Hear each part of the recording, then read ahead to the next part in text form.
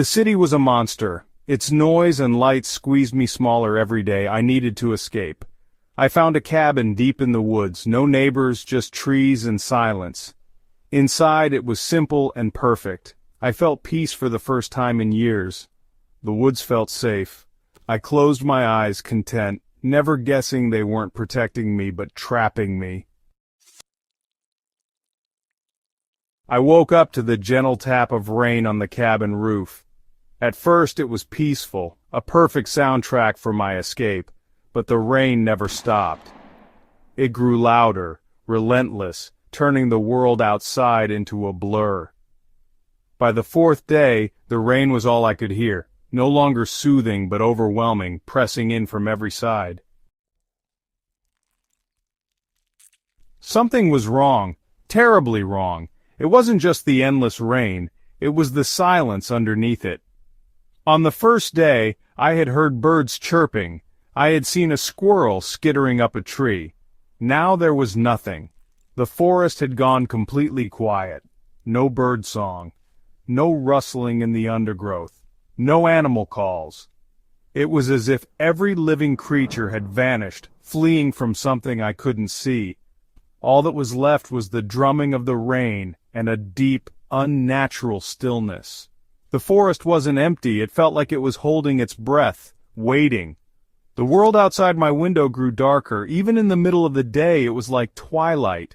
The thick gray clouds hung so low they seemed to be tangled in the tops of the pine trees. No sunlight could get through. A strange smell started to seep into the cabin.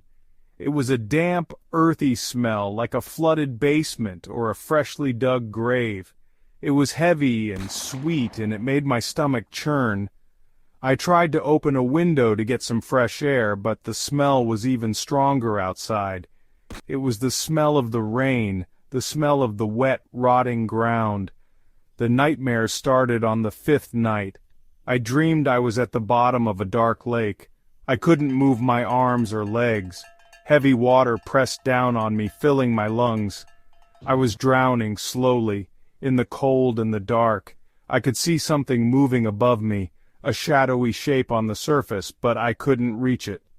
I would wake up gasping for air, my heart pounding in my chest. My pajamas felt damp. I touched my face and my hair was wet. I told myself it was just sweat from the nightmare, but then I looked up. There were dark, wet stains spreading across the ceiling. The rain was getting in. It started as small drips, plink, plonk, plink, little drops of water falling onto the floor, onto the table, onto my bed. I put buckets and pans down to catch them, but new drips would start somewhere else. The cabin felt soggy and cold. The walls were damp to the touch. It was like the cabin itself was crying. The rain wasn't just outside anymore. It had found its way in. It was surrounding me, above and below. I felt a cold knot of fear tighten in my stomach. I was no longer safe in here. The rain was coming for me.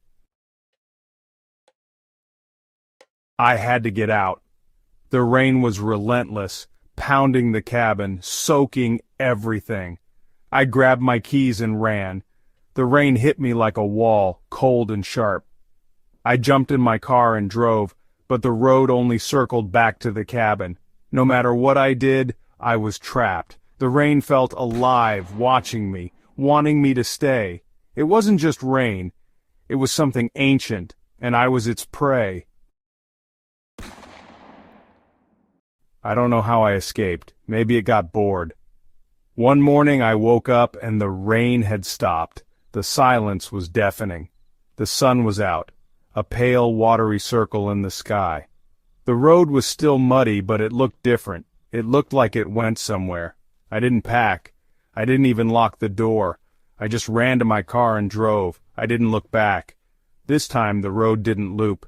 It led me away from the trees, away from the silence, away from that hungry, waiting place. It led me back to the highway, and I drove until the city's concrete towers rose up to meet me. I'm back now.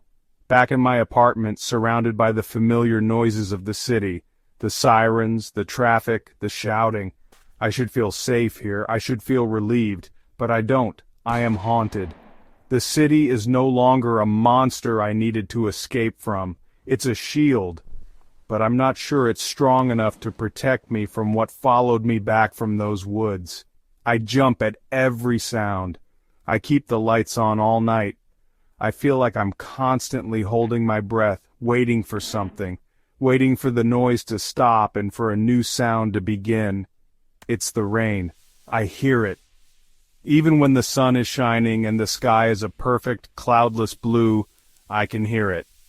It's a soft pattering in the back of my mind, a ghost of a sound that no one else seems to notice.